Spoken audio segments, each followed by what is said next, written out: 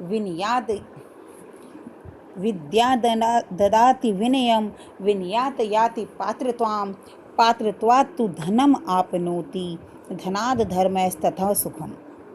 फिर सुनेंगे एक बार। विद्या ददाति विनयम विनयाद याति पात्रताम पात्रत्वाद तु धनम आपनोति धनम धनाद धर्मस्ततः सुखम। धनाद धर्म है, ततः सुखम, अर्थात विद्या से विनय प्राप्त होती है। विद्या से विनय प्राप्त होती है, विनय से योग्यता मिलती है, विनय से योग्यता प्राप्त होती है, योग्यता से धन आता है, योग्यता से धन आता है, धन से धर्म की प्राप्ति होती है और धर्म से सुख होता है, और धर्म से सुख होता है। एक और श्लोक मैं आपको यहाँ बताती हूँ। साहित्य संगीत कला विहीन है, साहित्य संगीत कला विहीन है, कि साहित्य संगीत और कला से रहित व्यक्ति साक्षात पशु पुच्छ विषाणहीन है, कि पूंछ और सींग से रहित पशु के समान होता है। जी हाँ, कहने का तात्पर्य यह है कि प्रत्येक व्यक्ति के लिए शिक्षा प्राप्त करना अत्यंत आवश्यक है, और इसी विषय के अंतर्गत यह भी बात मुख्य रूप से स्पष्ट होती है कि बालकों के लिए शिक्षा बहुत आवश्यक है। बाल्यकाल में प्रत्येक बच्चे को शिक्षा मिलनी चाहिए, यह उनका मौलिक अधिकार है। जी हाँ,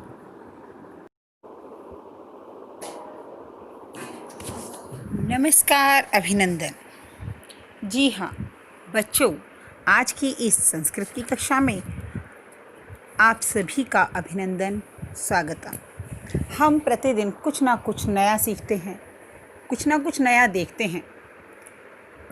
आप सभी ने शायद देखा होगा कि जब आप किसी होटल में खाना खाने जाते हैं, कहीं हिल स्टेशन पर जाते हैं, या कई बार किसी बाज़ार से गुजरते हैं, या फिर आपके गली मोहल्ले में आपने बहुत से ऐसे बच्चों को देखा होगा जो अपने जीविका के लिए, अपने खान पान और रहन सहन के लिए अपनी शिक्षा को छोड़कर, अपने खेलने के समय को छोड़कर धन कमाने के लिए निकल पड़ते हैं। यह एक बहुत बड़ी कुप्रथा है कि इस कार्य के लिए बच्चों का वह समय जब उन्हें पढ़ना चाहिए, खेलना चाहिए और अपने शारीरिक और मानसिक विकास के लिए कार्य करना चाहिए, ऐसे समय में उन्हें ऐसे कार्य करने पड़ते हैं जो उनके लिए नहीं हैं। कई बार यह उनकी मजबूरी होती है। माता पिता का दबाव, घर की आर्थिक स्थिति या अन्य कोई परेशानी उन्हें इस कार्य के लिए अग्रसर करती है कि वह उस छोटी सी उम्र में काम पर जाएं। आपने बाल मज़दूरों का नाम सुना है? जी हाँ, बाल मज़दूर उन्हीं को कहा जाता है जो बच्चे अपने पढ़ने लिखने की अवस्था में इस तरह के कार्य करते हैं।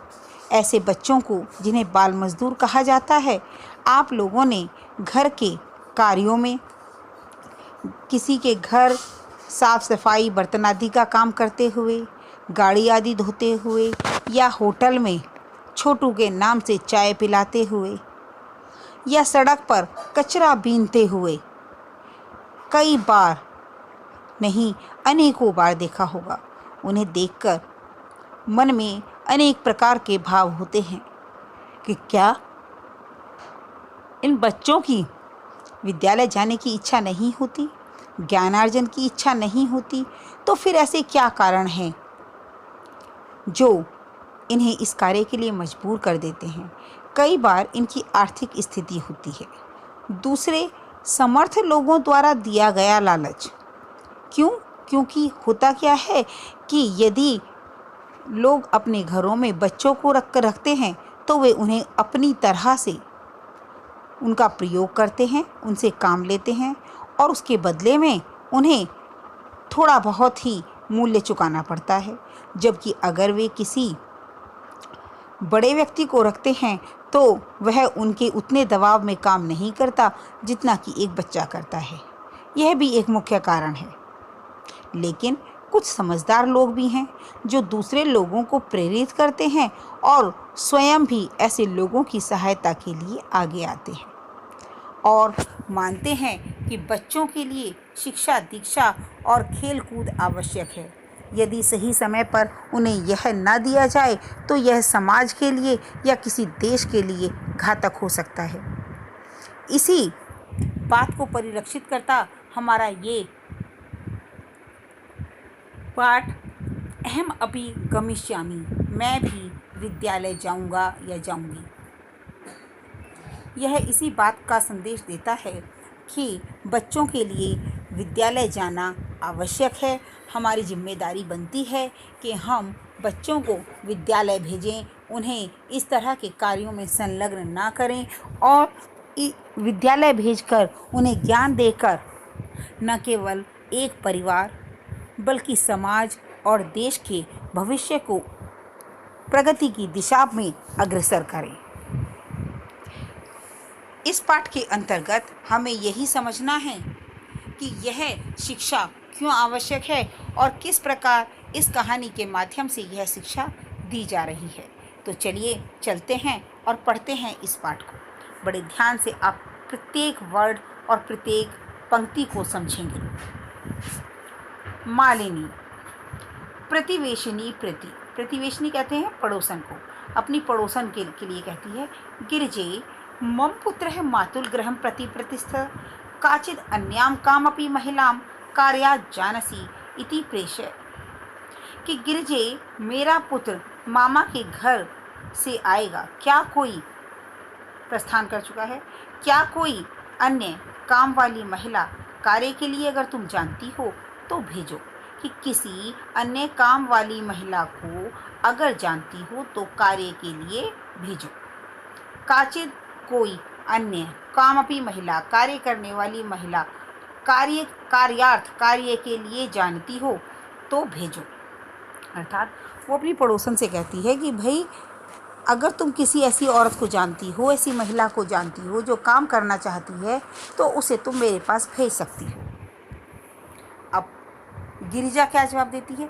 आम सखी, हाँ सखी, अद्य प्रातः एव मम सहायिका, कि आज सुबह ही मेरी सहायिका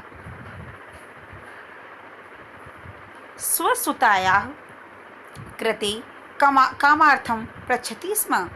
आज ही सुबह मेरी सहायिका अपनी बेटी के काम के लिए पूछ रही थी।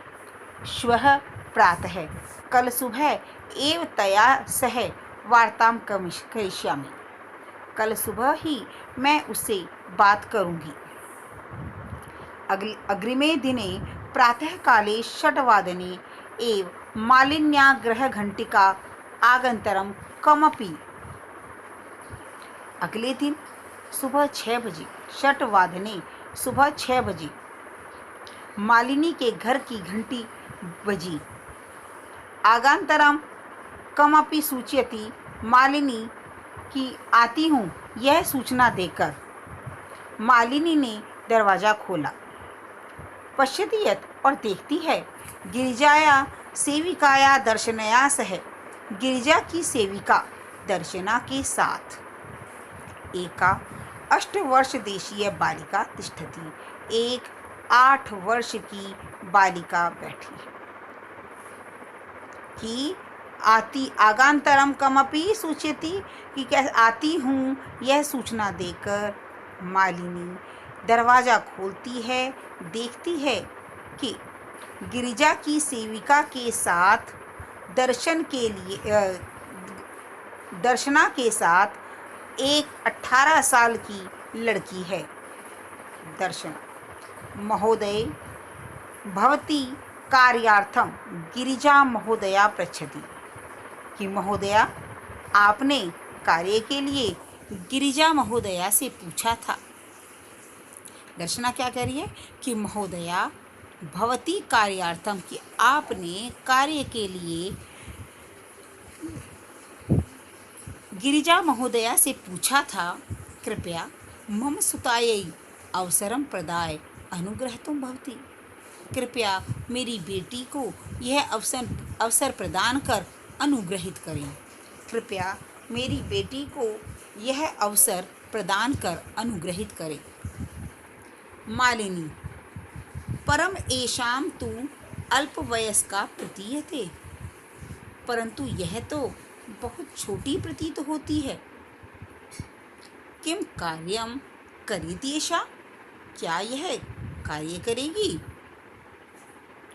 अयम तु अस्या अध्ययनस्य क्रीडनस्य च कालः। यह तो इसका अध्ययन का और खेलने का समय है। अब देखिए कि छोटी सी बच्ची को देखकर जो मालिनी है वह आश्चर्यचकित रह जाती है कि इसकी आयु तो बहुत कम है, तो ये कैसे काम करेगी, क्या ये काम कर पाएगी? यह बात वो किससे पूछती है? यह बात वह दर्शना से पूछती है और दर्शना से जानना चाहती है। आगे दर्शना क्या उत्तर देती है, चलिए देखते हैं। दर्शना, एषा एकस्य गृहस्य संपूर्ण कार्यं करोति स्म। यह एक घर का सारा काम करती थी। संपूर्ण सारा, कि यह एक घर का सारा कार्य करती थी। सह परिवार है अधुना विदेशं प्रति प्रस्थितः। वह परिवार अब विदेश चला गया है। कार्य के अभाव में कार्य अन्वेषयामि स्म। कार्य ढूंढ रही थी। येन भवत् सदृशानां कार्यं प्रचलेत्। और आप जैसे लोगों के कार्य करते हुए अस्मद सदृशानां, हमारे जैसे लोगों का गृह संचालनाय च धनस्य व्यवस्था भवेत्। घर संचालन होता है, घर चलता है, और धनस्य व्यवस्था भवेत्, धन की व्यवस्था होती है। आगे समझे। मालिनी, परमे ततु सर्वथा अनुचितम। लेकिन यह तो सभी प्रकार से अनुचित है। किम न जानसि यद शिक्षा तु सर्वेषां बालकानां सर्वासां बालिकानां च मौलिक अधिकार है। क्या तुम नहीं जानती हो कि शिक्षा सभी बालकों का और सभी बालिकाओं का मौलिक अधिकार है? दर्शना, महोदय, अस्मद् सदृशानां तु मौलिकाधिकारा।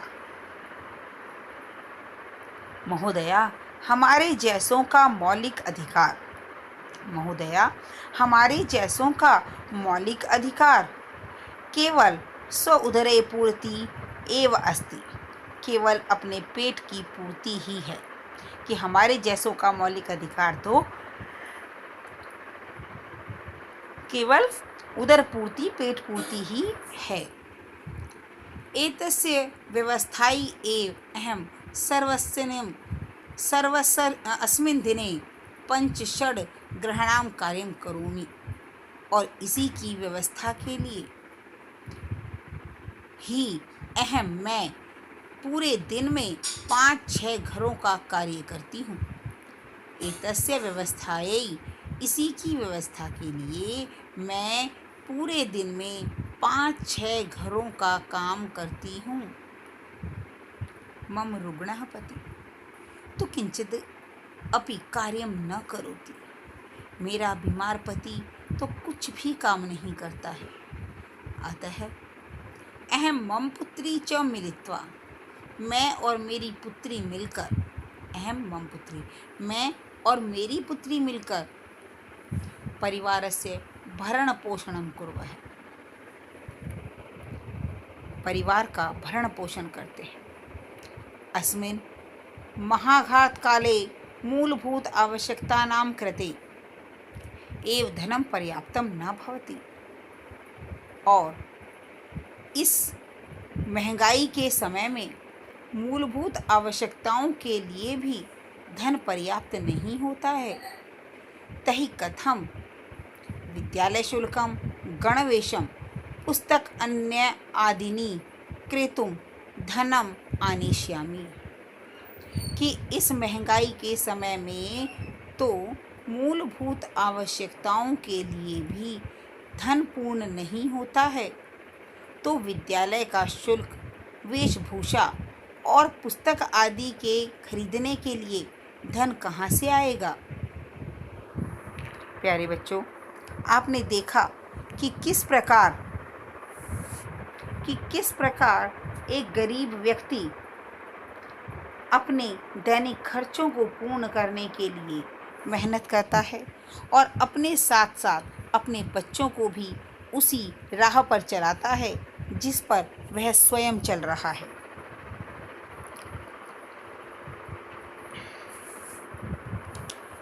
अर्थात गरीब समाज में आज भी केवल उदर पूर्ति सबसे महत्वपूर्ण कार्य है। यह कार्य तो सभी के लिए ज़रूरी है, लेकिन ये लोग अपने बच्चों के लिए शिक्षा को महत्वपूर्ण बिल्कुल नहीं मानते हैं। इनके लिए आवश्यक है तो केवल धन प्राप्ति और अपने घर को चलाने के लिए कार्य की आवश्यकता। अब ये चाहें तो इसका विकल्प खोज सकते हैं, लेकिन नहीं, ऐसा नहीं करते हैं और इन्हें इस समय आवश्यकता होती है कि कोई इनका मार्गदर्शन करे और इन्हें सही राह दिखाए। तो आगे पढ़ते हैं इस कहानी में क्या होता है। मालिनी, अज्ञानम भवत्या, कि आप अज्ञानी हो। किम न जानसी, क्या तुम नहीं जानती हो। यत नवोत्तर द्विसहस्र, कि 2009 में सर्वकारेण सर्वेषां बालकानां सर्वासां बालानां कृते शिक्षया मौलिक अधिकार से घोषणा कृता। कि 2009वें वर्ष में सरकार ने सभी बालकों के लिए, सभी लड़कियों के लिए शिक्षा के मौलिक अधिकार की घोषणा की है। यद अनुसार 6 वर्षेभ्य आरभ्य 14 वर्ष पर्यन्तं सर्वे बालाः समीपस्थं सर्वकारीयं विद्यालयं प्राप्य न केवलं निःशुल्कं शिक्षामेव प्राप्स्यन्ति। जिसके अनुसार 6 वर्षेभ्य 6 वर्ष से आरंभ होकर 14 वर्ष पर्यंतम 14 वर्षों तक सभी बालकों के लिए पास में सरकारी विद्यालय में प्राप्य न केवल शिक्षा प्राप्त कर सकते हैं, केवल निःशुल्कम, यानी कि निःशुल्क, कि वे न केवल निःशुल्क शिक्षा प्राप्त करते हैं अपितु निःशुल्क गणवेश अर्थात वेशभूषा, पुस्तकें, जूते, दोपहर का भोजन, छात्रवृत्ति आदि सब कुछ प्राप्त करते हैं। तो क्या बताया उसने कि 2009वें वर्ष में सरकार ने सभी बालकों के लिए शिक्षा के मौलिक अधिकार की घोषणा की, जिसके अनुसार 6 वर्ष से आरंभ होकर 14 वर्ष तक के सभी बच्चे अपने पास के सरकारी विद्यालय से निःशुल्क शिक्षा प्राप्त ही नहीं करते अपितु निःशुल्क गणवेश कहते हैं यूनिफॉर्म, ठीक है, तो गणवेश और पुस्तिकाएं, जूते, दोपहर का भोजन और छात्रवृत्ति को प्राप्त करते हैं। दर्शना, अप्येवमाश्चर्येण मालिनी पश्यति,